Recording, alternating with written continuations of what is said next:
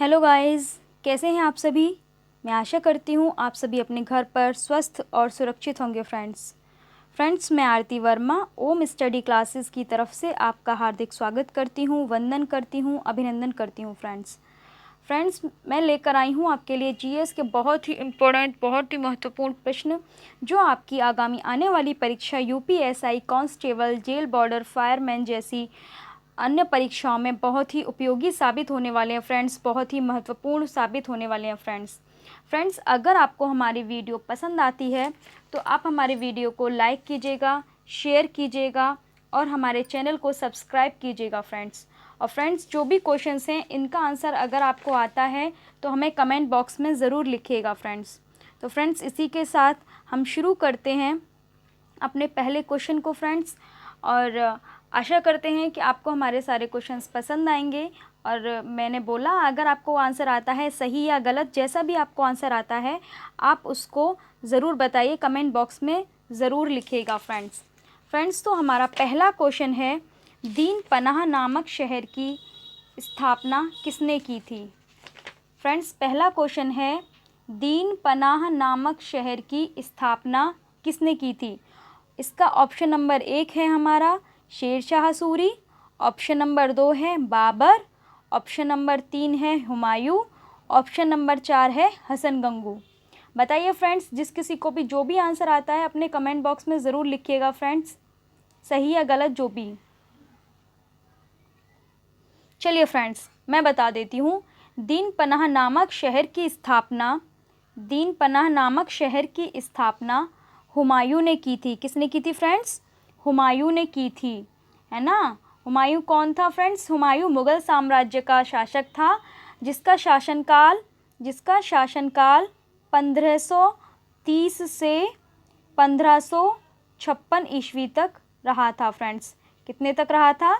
ये 1556 ईस्वी तक। फ्रेंड्स ये एक्स्ट्रा क्वेश्चंस हैं, आप इसमें ऐड कर लीजिएगा, आप इनको अच्छे से समझ लीजिएगा और नहीं तो आप कॉपी पेन लेके बैठिए, आप इनको नोट करते रहिए friends.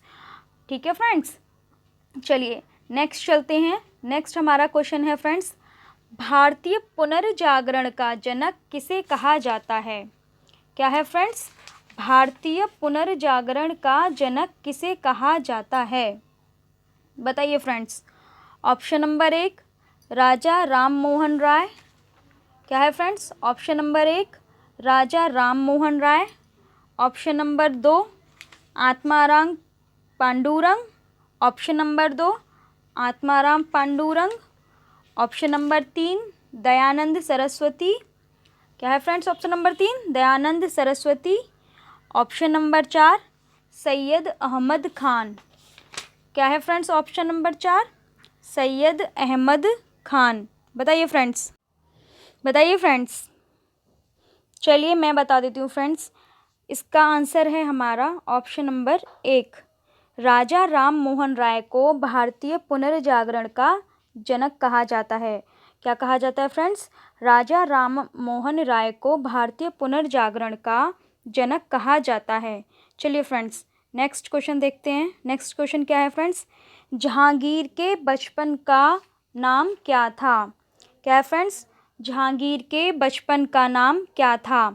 Option number 1 Salim, option number 2 Arjun, option number 3 Harshvardhan, option number 4 जोना खान। बताइए फ्रेंड्स, जो भी आपको है आता है सही या गलत बताइए फ्रेंड्स, क्या था जहांगीर के बचपन का नाम। चलिए मैं बताती हूँ, जहांगीर के बचपन का नाम था सलीम। क्या था फ्रेंड्स? सलीम। और इसका एक एडिट क्वेश्चन नोट कर लीजिए, जहांगीर का शासनकाल कब से कब तक था। जहांगीर का शासनकाल 1605 ईस्वी से 1627 ईस्वी तक था। कब तक था? 1605 ईस्वी से 1627 ईस्वी तक था। फ्रेंड्स जहांगीर के बचपन का नाम जो सलीम था वो अकबर ने सूफी संत शेख सलीम चिश्ती के नाम पर रखा। किसके नाम पर रखा? शेख सलीम चिश्ती के नाम पर। शेख सलीम चिश्ती, इनके नाम पर अकबर ने जहांगीर का नाम सलीम रखा था। ठीक है फ्रेंड्स, ध्यान रखिएगा। चलिए नेक्स्ट चलते हैं। नेक्स्ट हमारा क्वेश्चन है, तुगलक वंश का संस्थापक कौन था? क्या है फ्रेंड्स? तुगलक वंश का संस्थापक कौन था? Option number 1 Muhammad bin Tughlaq, option number 2 Ghiyasuddin Tughlaq, option number 3 Firoz Shah Tughlaq और ऑप्शन नंबर 4 मोहम्मद शाह। तो फ्रेंड्स इसका आंसर क्या है बताइए। अगर आपको पता है तो कमेंट बॉक्स में लिखिएगा ज़रूर। चलिए मैं बताती हूँ, तुगलक वंश का संस्थापक जो था गयासुद्दीन तुगलक था। कौन था फ्रेंड्स? गयासुद्दीन तुगलक। फ्रेंड्स इसका शासनकाल का टाइम लिख लीजिए। गयासुद्दीन तुगलक का शासनकाल का टाइम था 1320 से 1325 ईस्वी तक। कितना था? 1320 से 1325 ईस्वी तक। और फ्रेंड्स मोहम्मद बिन तुगलक का शासनकाल क्या था? ये भी नोट कर लीजिए, मोहम्मद बिन तुगलक का शासनकाल था 1325 से 1351 तक। ये तुगलक वंश का दूसरा शासक था। कौन था फ्रेंड्स? मोहम्मद बिन तुगलक तुगलक वंश का दूसरा शासक था। ठीक है फ्रेंड्स। अब है फ्रेंड्स आपका फिरोज शाह तुगलक। फिरोज शाह तुगलक का शासनकाल भी लिख लीजिए फ्रेंड्स। 1351 ईस्वी से 1388 ईस्वी तक। ठीक है, कितना है? 1351 से 1388 ईस्वी तक। और फ्रेंड्स लास्ट है हमारा मोहम्मद शाह। मोहम्मद शाह जो था फ्रेंड्स, ये तुगलक वंश का अंतिम शासक था। क्या था फ्रेंड्स? ये तुगलक वंश का अंतिम शासक था। इसका शासनकाल वगैरह नहीं पूछा जाता फ्रेंड्स, इसका मतलब यही पूछ लिया जाता है कि तुगलक वंश का अंतिम शासक कौन था। तो तुगलक वंश का अंतिम शासक मोहम्मद शाह तुगलक था और संस्थापक कौन था? गयासुद्दीन तुगलक। कौन था? गयासुद्दीन तुगलक। चलिए नेक्स्ट चलते हैं अपने अगले क्वेश्चन पर। बाबरनामा किसकी आत्मकथा थी? बताइए फ्रेंड्स, बाबरनामा किसकी आत्मकथा थी? Option number 1 Babur, option number 2 Humayun, option number 3 Sher Shah Suri, option number 4 Akbar. बताइए फ्रेंड्स इसका आंसर क्या होगा? तो इसका आंसर होगा बाबरनामा बाबर की आत्मकथा थी। किसकी थी? बाबर की आत्मकथा थी।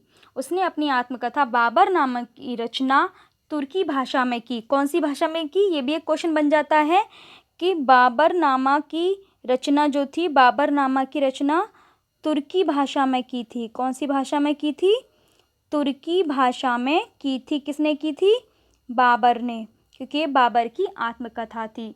फिर इसका अनुवाद बाद में फ़ारसी भाषा में किसने किया था? अब्दुल रहीम खान खाना ने।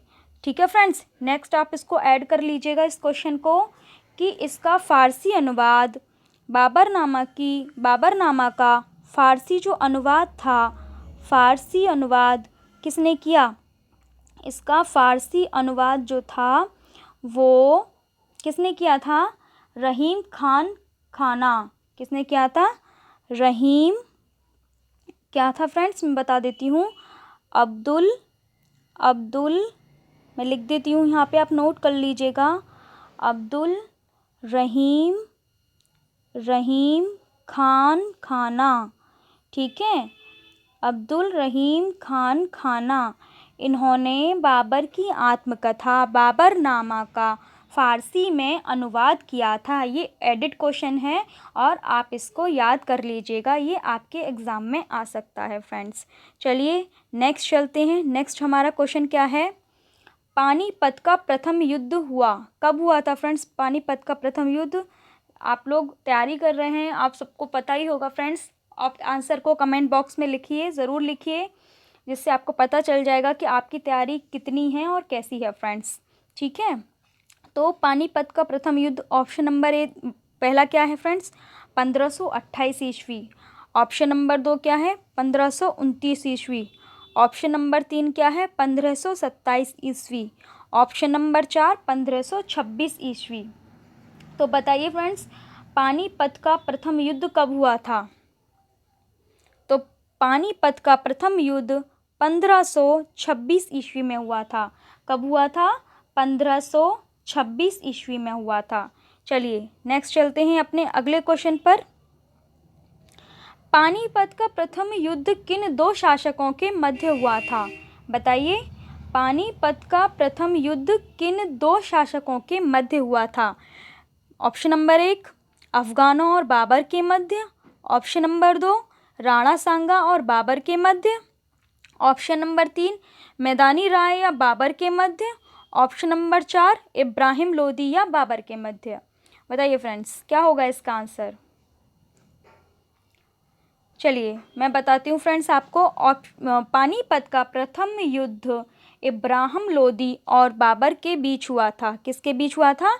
इब्राहिम लोदी और बाबर के बीच हुआ था। ठीक है, इसमें विजयी कौन हुआ था? इसमें विजय किसकी हुई थी? इसमें बाबर की विजय हुई थी, बाबर की जीत हुई थी। ठीक है, और हार इब्राहिम लोदी हार गया था। ठीक है फ्रेंड्स, चलिए नेक्स्ट चलते हैं अपने अगले क्वेश्चन पर। भारत का नेपोलियन किसे कहा जाता है? बताइए फ्रेंड्स, भारत का नेपोलियन किसे कहा जाता है? ऑप्शन नंबर 1, चंद्रगुप्त प्रथम। Option number 2, Skandagupta. Option number 3, Samudragupta. Option number 4, Chandragupta द्वितीय। बताइए फ्रेंड्स, भारत का नेपोलियन किसे कहा जाता है? पता है आप सभी को? बताइए, लिखिए, अब कमेंट बॉक्स में ज़रूर लिखिएगा फ्रेंड्स। तो भारत का नेपोलियन समुद्रगुप्त को कहा जाता है। किसको कहा जाता है? समुद्रगुप्त को। समुद्रगुप्त का शासनकाल कब था? 350 से 375 ईस्वी। 375 ईस्वी। ठीक है, ये चंद्रगुप्त प्रथम का पुत्र था। इस समुद्रगुप्त चंद्रगुप्त प्रथम का पुत्र था और इसको भारत का नेपोलियन कहा जाता है। फ्रेंड्स, आपको एक और चीज़ बताना चाहूँगी कि समुद्रगुप्त को जो भारत का नेपोलियन कहा गया था, वो किसके द्वारा कहा गया था? ठीक है, ये किसके द्वारा कहा गया था? ये एक एडिट क्वेश्चन है, हमारे एग्ज़ाम में पूछ ही लिया जाता है। इन क्वेश्चंस को घुमा फिरा के किसी भी तरीके से हमारे एग्ज़ाम में पूछ ही लिया जाता है। तो भी इतिहासकार थे, इतिहासकार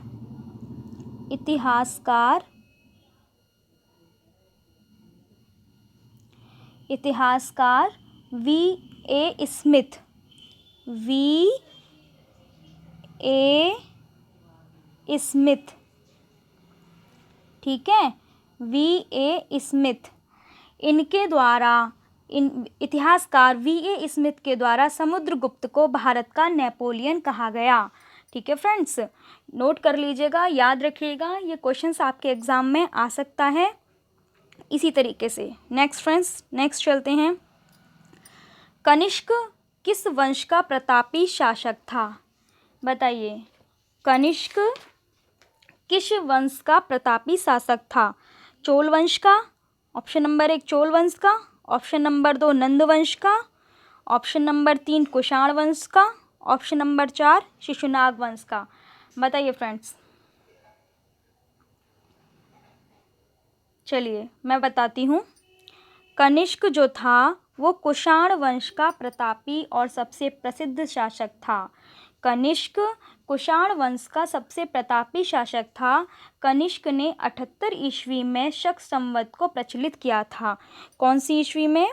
78 ईस्वी में शक संवत को प्रचलित किया था।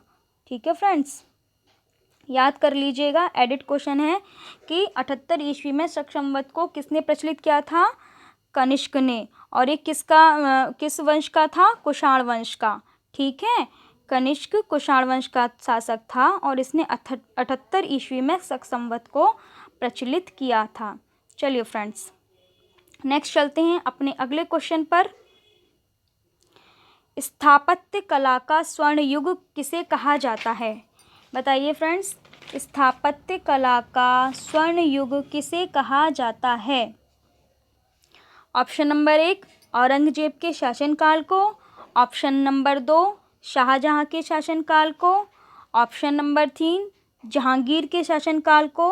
ऑप्शन नंबर 4 अकबर के शासनकाल को। बहुत ही इम्पोर्टेंट, बहुत ही अच्छा क्वेश्चन है फ्रेंड्स, और हमारे एग्ज़ाम में आता रहता है। तो बताइए क्या है इसका आंसर। स्थापत्य कला का स्वर्ण युग किसके शासनकाल को कहा जाता है? बताइए, स्थापत्य कला का स्वर्ण युग, बताइए फ्रेंड्स। चलिए मैं बताती हूँ आपको। स्थापत्य कला का स्वर्ण युग शाहजहाँ के शासनकाल को कहा जाता है। स्थापत्य कला का स्वर्ण युग शाहजहाँ के शासनकाल को कहा जाता है। ठीक है, शाहजहाँ का शासनकाल कब से कब तक था? शाहजहाँ का शासनकाल 1627 से 1657 ईस्वी तक था। कब तक था? 1627 ईस्वी से 1657 ईस्वी तक था। ठीक है फ्रेंड्स, ये थे हमारे कुछ महत्वपूर्ण प्रश्न जो आपको आशा करती हूँ बहुत अच्छे लगे होंगे और बहुत ही अच्छे से समझ में आएंगे। अगर आपको ऐसे ही नेक्स्ट वीडियो, आपको हमारी ये वीडियो अच्छी लगती है और नेक्स्ट हम ऐसी ही वीडियो आपके लिए लेते आएंगे फ्रेंड्स, और आपसे और आशा करते हैं कि आपको ये सारी चीज़ें पसंद आई होंगी, और ऐसे ही नेक्स्ट वीडियो लेकर आएंगे फ्रेंड्स आपके लिए, जिससे आपकी प्रैक्टिस लगातार बनी रहे और आपकी तैयारी कितनी है, आप कितने क्वेश्चन सॉल्व कर पाते हैं, ये सारी चीज़ें आपको पता चल पाएँ फ्रेंड्स। तो अगर आपको हमारी वीडियो अच्छी लगी हो तो हमारी वीडियो को लाइक कीजिए, शेयर कीजिए और हमारे ओम स्टडी क्लासेस चैनल को सब्सक्राइब कीजिएगा फ्रेंड्स। आज के लिए इतना ही, धन्यवाद।